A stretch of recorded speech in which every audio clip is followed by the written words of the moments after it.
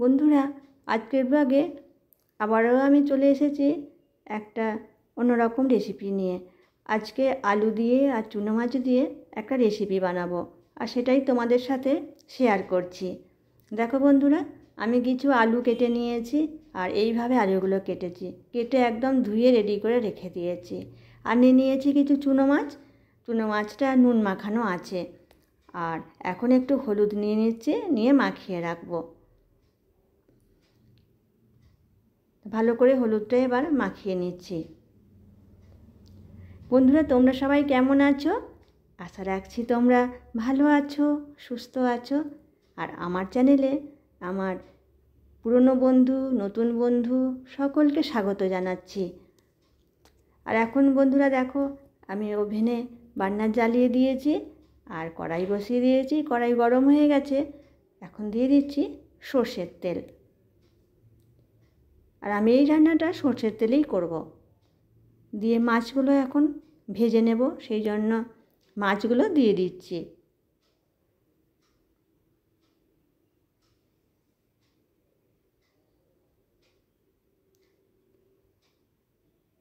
আর বন্ধুরা দেখো, মাছগুলো ততক্ষণ ভাজা হোক, আর আমি এই সময় মশলাটা বেটে নিই।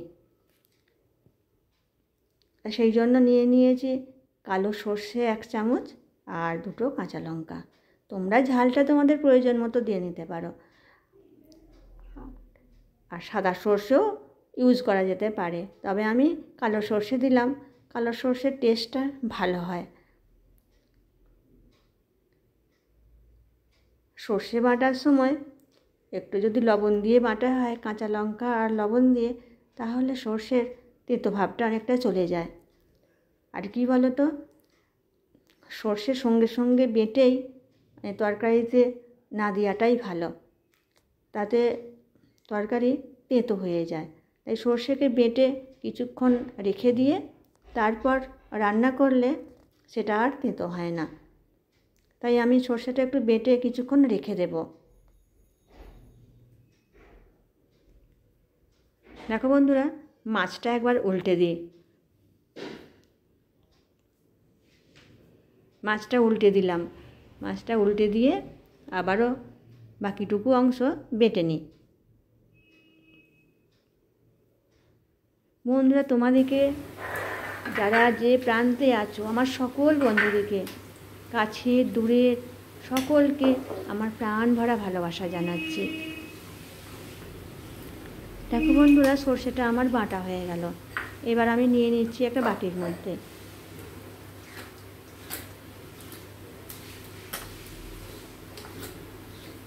চলো দেখি এবার মাছটা। দেখো, মাছটাও আমার হয়ে গেছে এদিকে ভাজা। এবার মাছটা আমি একটা পাত্রে তুলে নেব।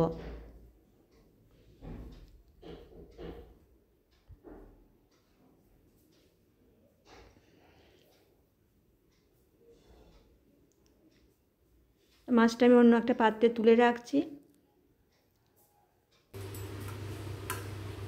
আরও কিছু মাছ আছে, কড়াইয়ে তেল দিয়ে এই মাছগুলো দিয়ে দিচ্ছি।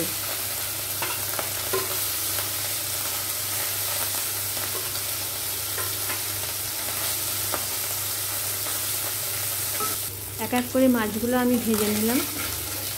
এটা আর একটু উল্টে পাল্টে ভেজে নিচ্ছি।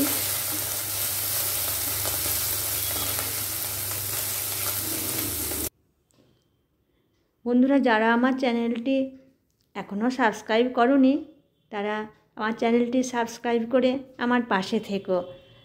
আর যারা অলরেডি সাবস্ক্রাইব করে দিয়েছো, তাদেরকে অসংখ্য ধন্যবাদ। দেখো বন্ধুরা, আমি এবার আলুগুলো কড়াইয়ে দিয়ে দিলাম, দিয়ে একটু ভাজা করে নেব আগে।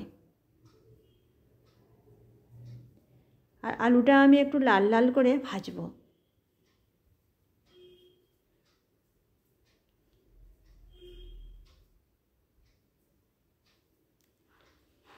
দেখো বন্ধুরা, আলুটা আমার লাল লাল করে ভাজা হয়ে গেছে। তা আলুগুলো এবার আমি একটা পাত্রে তুলে রাখছি।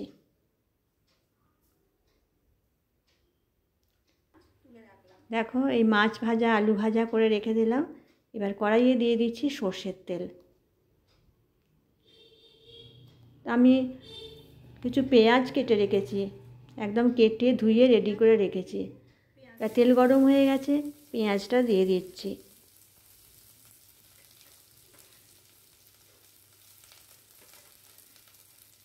আর বন্ধুরা, পেঁয়াজটা কিন্তু আমি খুব বেশি ভাজবো না,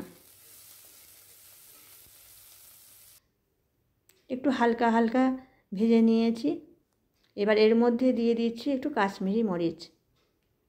কাশ্মীরি মরিচটা এই সময় দিলে কালারটা বেশ ভালো হয়। একটু নাড়াচাড়া করে নিলাম। এবারে আমি ভেজে রাখা আলুগুলো দিয়ে দিচ্ছি।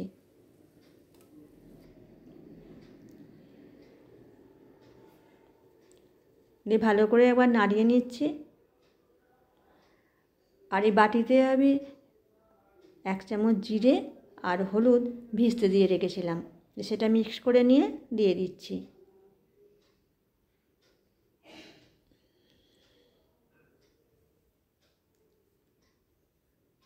দিয়ে ভালো করে নাড়িয়ে নিলাম, লবণ দিয়ে দিলাম।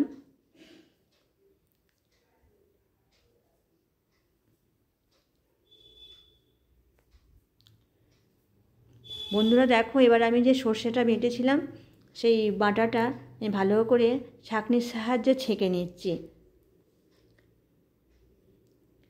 কারণ এতে প্রচুর খোসা থাকে, আর যে খোসাগুলো খেলে আমাদের হজমের প্রবলেম হতে পারে।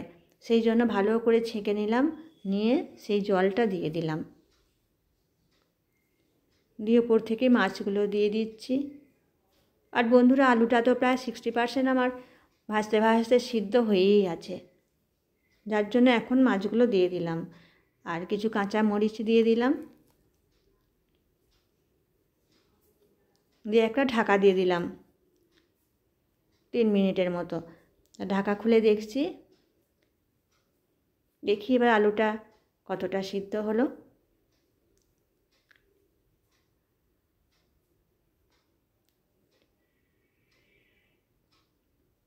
তোমাদেরকে আমি দেখাচ্ছি একটা আলু, দেখো সিদ্ধ হয়ে গেছে। আরও আমি গোটা কতক আলু এইভাবে গালিয়ে নিচ্ছি, তাতে তরকারিটা বেশ একটু ঘন ঘন লাগবে, ভালো লাগবে দেখতে। দিয়ে ওপর থেকে দিয়ে দিলাম একটু সর্ষের তেল, সেন্টটা ভালো হয়। আর দিয়ে দিচ্ছি কিছু ধনেপাতা কুচি, এতে টেস্ট আরও বেড়ে যায়। তা হয়ে গেছে, এবার রান্না আমার কমপ্লিট। আমি একটা ঢাকা দিয়ে দিলাম, এতে সেন্ট ভালো থাকবে।